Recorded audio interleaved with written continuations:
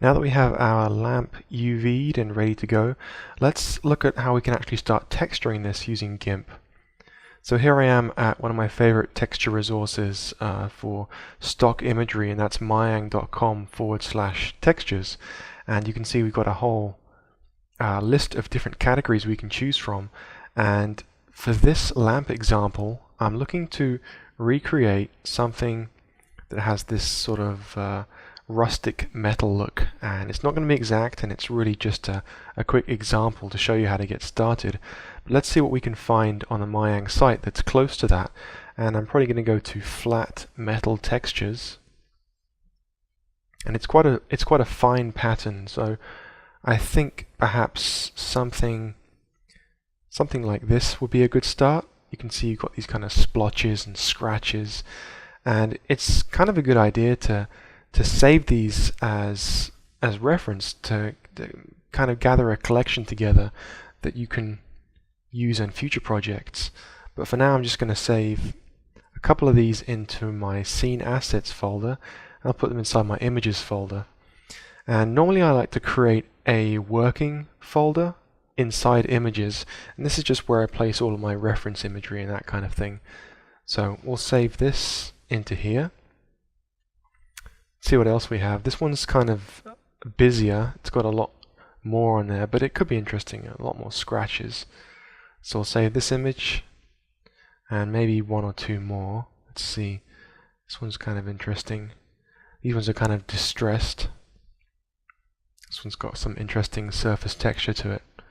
Now don't worry too much about color, because we can change that dramatically inside GIMP. Just really look for texture and overall style. Let's save this one as well and see where we can go from here. Here we are inside GIMP then, and I've loaded up the template that I exported previously from 3D Studio, and you can see it's loaded in, and you can see my poly surfaces here as they've been flattened out. We also notice this checker pattern here, and that's actually GIMP's way of showing you that this is a transparent layer. So that's going to be useful because it means we can overlay this UVW map on top of any other designs or texturing that we do and use it as a guide. So the first thing that I'm going to do is actually save this as a GIMP file. So I'm going to put it inside my working file folder. I'm going to overwrite this existing one that I did earlier on. I'm going to call it lampdifuse.xcf. Click Save, and that's going to actually save all of my layers and settings into this file. So what I'm going to do is actually utilize those images that I downloaded, and so I've loaded those into GIMP here, and you can see that I've got this fine one here with lots of detail, and I've got this sort of blotchy texture which is a little more desaturated, and I have this really extreme scratched up metal texture. So what I think I'm going to do is actually use this one here, and being sure to actually keep an eye on my original reference material. That's really important. This is my guide for what I'm actually trying to create here. So I think that sort of greenish one is sort of a little bit more subtle and actually represents this metal quite nicely. So I'm going to put this off to the side and keep looking at that as my guide. So I'm going to Control A, Control C to copy this texture, and I'm going to Control V to paste it into my new GIMP file. You'll see it paste it as a floating selection. I can just right click and add to new layer, and it creates a pasted layer. I'm going to double click that and call that texture, and then I'm going to actually click the down arrow here to move it below my existing UVW template. So what I can do now is actually use the M key, and I can move this around, and you'll notice that it hasn't cropped it to my image. The original file is still completely intact, so that's useful because you can move it around as you want. I'm also going to do Shift T, and that allows me to transform this file. So if I hit the minus key, I can zoom out, and I want to make sure to check this little link here. That's going to constrain my proportions on that image. So I'm going to resize this down and sort of move it into place. click on Scale, Shift plus to zoom back in again, and then again hit the M key to just move this texture roughly into place. I'm also going to lock this UV layer so I can't accidentally pick it up and move it later on. So now I've got this texture roughly in place, it's time to actually start correcting the color on this. So what I can actually do is, I think I'm going to desaturate this because I don't want this green color. I actually want more of a sort of a bronze brown color. So I'm going to select this texture layer, go to colors and desaturate. You can do lightness, you can do luminosity, average. I'm going to do luminosity here. That works quite well. Preserves a few of those details. So now I'm ready to add in a new layer, which I'm actually going to use to colorize this layer. So I'll click on the new layer button down here, and I'm going to call this color. And I actually want this to be below my texture layer, so let's just down that below there. And let's choose a color here.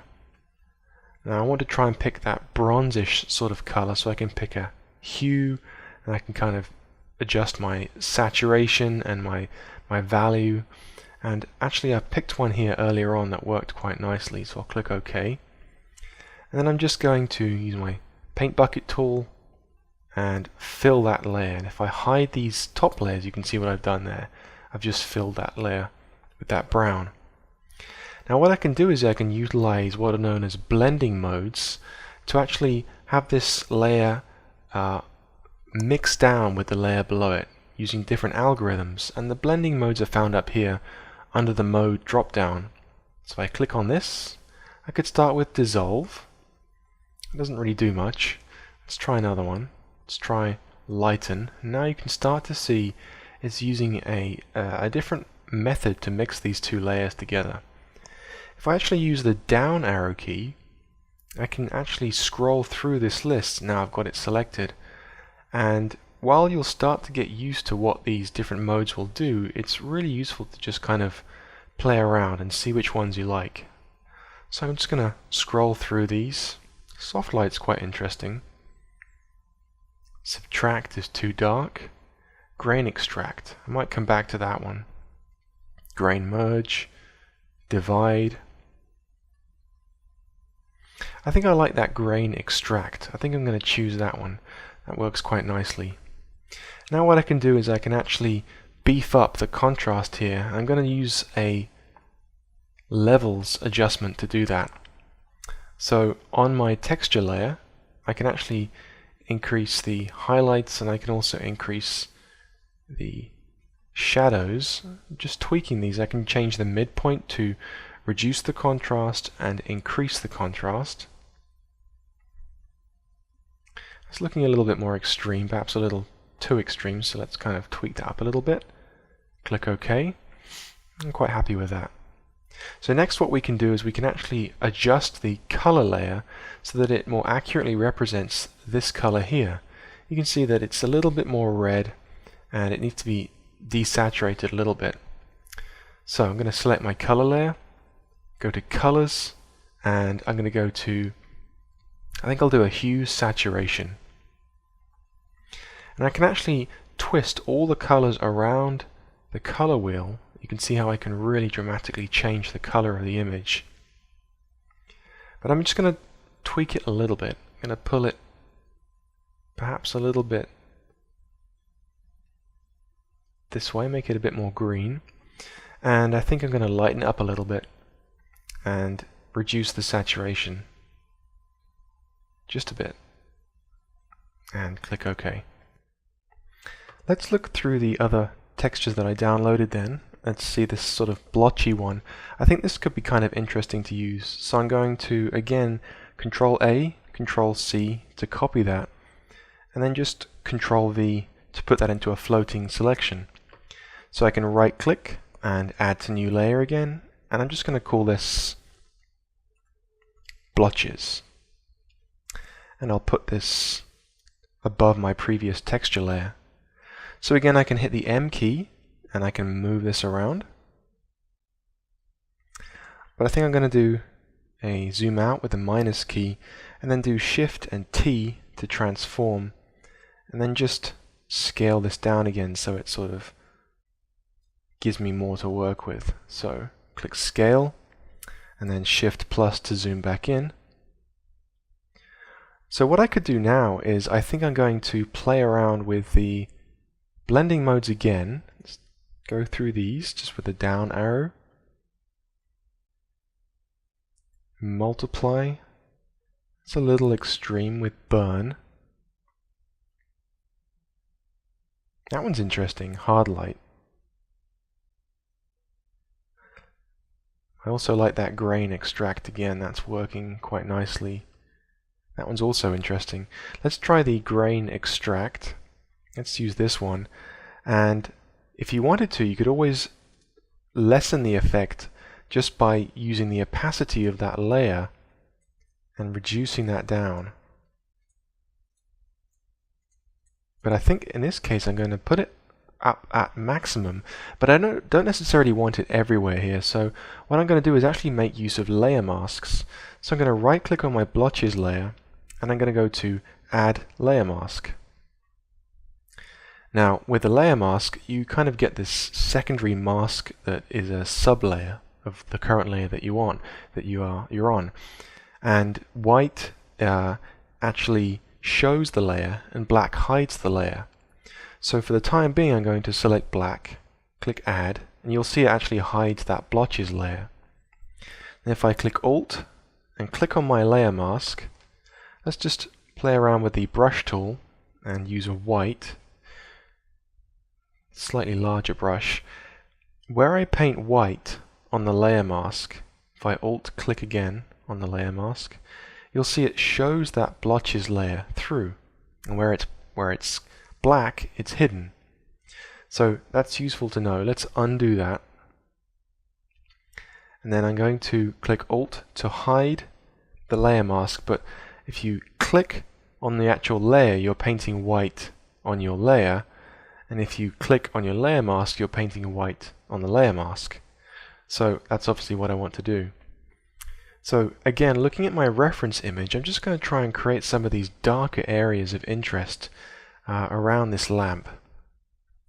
So let's do that. Let's zoom in a little bit with plus or Shift plus, and I'm using the space bar to move my image around, and let's put the size down. You can actually adjust the size of your brush by using the square bracket keys. The left square bracket key makes your brush smaller, and the right square bracket key makes your brush bigger. So what I can do is I can actually start to reveal some of this blotches layer. And I think I really want it more under this eave here, and perhaps under these eaves here. Let's reveal a little bit of it here. Nothing too intense. Again, under this eave. Let's just reveal some here.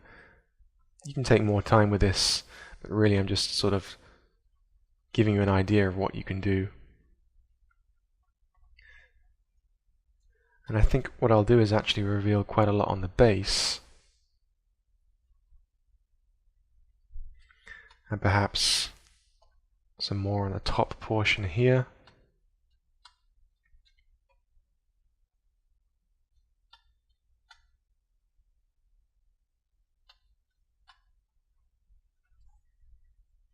So you can see where we've just sort of darkened down portions of this, but not everything.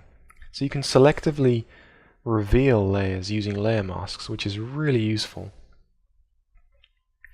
Next, what I'm going to do is try and bring in some of these highlights and shadows, and just try and bring out a little bit more detail from the object. I'm not going to go too crazy, but just try and give you an example of what you can do here. So I'm actually going to do this using the Dodge and Burn tool, which is this guy here. And what I'm going to do is apply it to my color layer here. So if I hide these other layers for now, and just increase the size of my brush a little bit, what the Dodge tool does is it actually lightens your layer, whether it's a texture layer or a color layer, it doesn't matter. And if you hold down the Control key, then you burn the layer, which actually darkens that down. So it's just like holding a flame to the canvas and just kind of burning it. So this can be really useful for adding highlights and shadows in. So I'm going to bring these other layers back, and again trying to get some of these highlights and shadows in. What I'll do is just Shift plus to zoom in here, and I think I'll start with just making sure I've got my color layer selected, bring in a few sort of simple highlights here, nothing too drastic, just kind of a suggestion of highlights.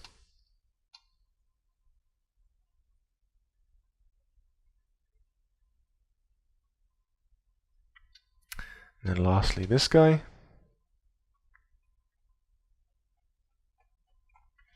And I think what I might then do is actually hold down the Control key and sort of burn the welds on the left and highlight the welds on the right. And I'm going to go around and probably do that for all of these. So Control to burn,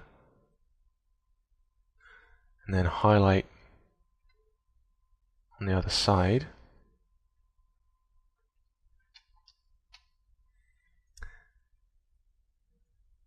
Control to burn, highlight on this side, and then come around here. Control to burn, and then highlight on this side. And if I want to, I could actually just sort of come in and start burning in additional detail sort of under here, the bottom of the lantern. Just sort of work in these eaves. And I could even come up here and start detailing this, but you can continue to add in that detail on your own textures. This is just sort of an example. And then probably just this guy.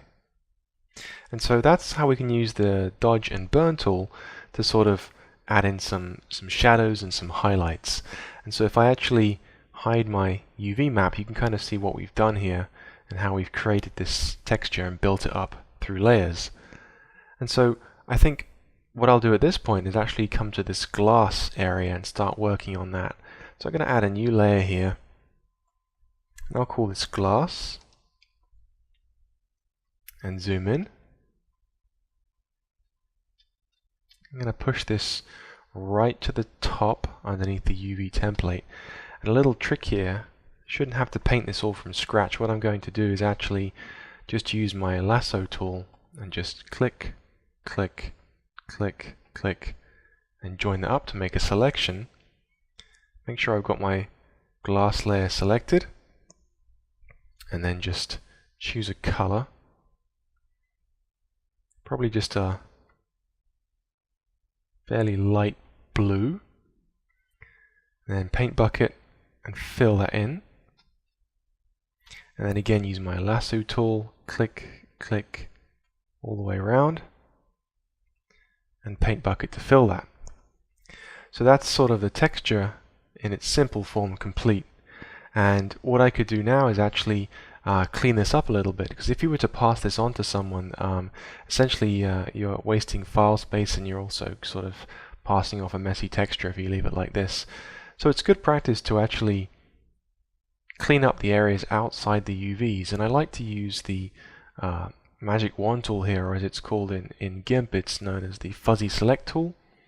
And what this does is it actually allows you to quickly select, if you're on the right layer, quickly select regions of our UV template. And I actually want to select the entire blank region around the UV template, so I just click outside here.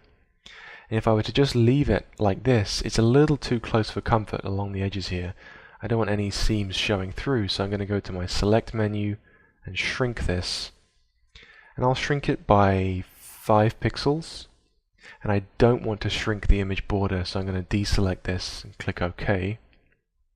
And then I think what I'll do is just bring these guys back, add a new layer. I'll just call this clean up. And then I'll just use my paint bucket and I'll just fill that with black so that I've managed to tidy up my texture there. So I can save this and then we can get ready to export this out for 3D Studio. Now I don't want to just export this out as an XCF file because that's actually not going to be too compatible with 3D Studio. So we're going to save this down as a PNG and save it as a single layer file. So the number one thing that people seem to do when they first start texturing is they forget to hide their original UV template. So remember to hide that layer before you go ahead and export this file out. So I'm going to go to File and Export, and I'm going to just put it in my Images folder, and I'm going to overwrite this lamp diffuse.png and just click on Export and just check my settings here. They look good, so I'll click Export again, and now we're ready to take this back into 3D Studio to actually apply it to our 3D model on a material. So here we are back in 3D Studio. I've got my 3D lamp up here and I'm going to start getting this ready for my texture.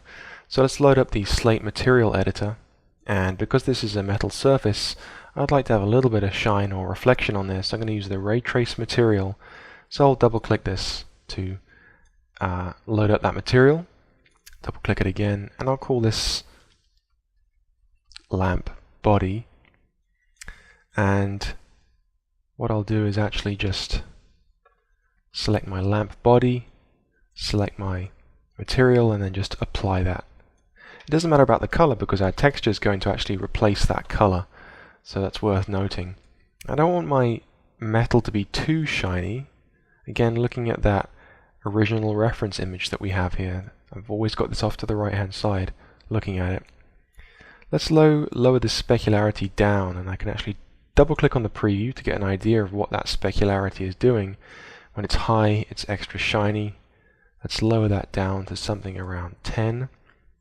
And again, the glossiness determines if it's a very small highlight or a very big highlight, which is more visible if I turn the specularity up.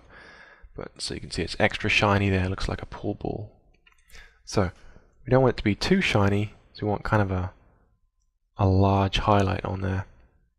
Something like that should work. And we'll do a little bit of reflection.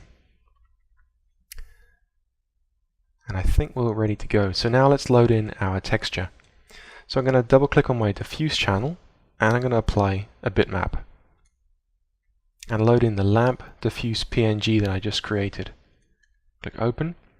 It's loaded in the preview, but it hasn't loaded in the 3D view, and the reason for that is we have to actually load that texture into the graphics card. So I'm in shaded mode right now, so I'm going to go down to materials and I want to turn shaded materials with maps on. You can see that my material now shows up on my object. Let's turn off the edged faces, and you can see it's not great, but it's a good start. And you can see that from here you could add in more detail. You could even add in some additional hinges if you wanted to. You could use a higher resolution texture, but hopefully you get the idea from this. Now, what about those glass windows? Well, there's a reason. If you remember, we created this from two separate pieces of geometry. And the reason for that is it just makes it easier to actually assign different materials. You can do that fairly painlessly in Max anyway, but I prefer to actually make separate objects for the separate materials. So what I could do is apply the same material to the glass, but that wouldn't necessarily make sense, so let me undo that.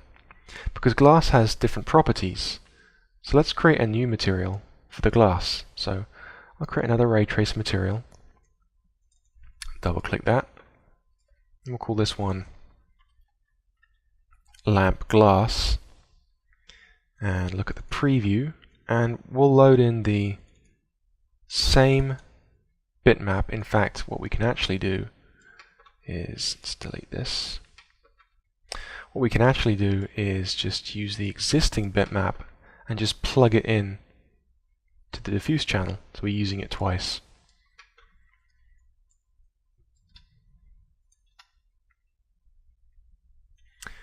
And I'm going to adjust the parameters a bit here. My glass is going to be shiny, so it needs a slightly higher specular highlight to look more like glass. And we'll turn on this reflect parameter. And I'm actually going to make my glass fairly transparent. And so let's apply this texture or material to the glass. And now you can see we've got this sort of interesting translucent effect here where we can kind of see through it and even see inside the top there. And that's how we can actually use the same texture with two different materials with very different properties to kind of finish off that simple lamp example. So try it yourself and see how much detail you can add into these textures. Don't feel like you only get one shot at it. If you bring it into 3D Studio and it's not to your liking, you can always go back into GIMP and continue editing it. Thanks for watching.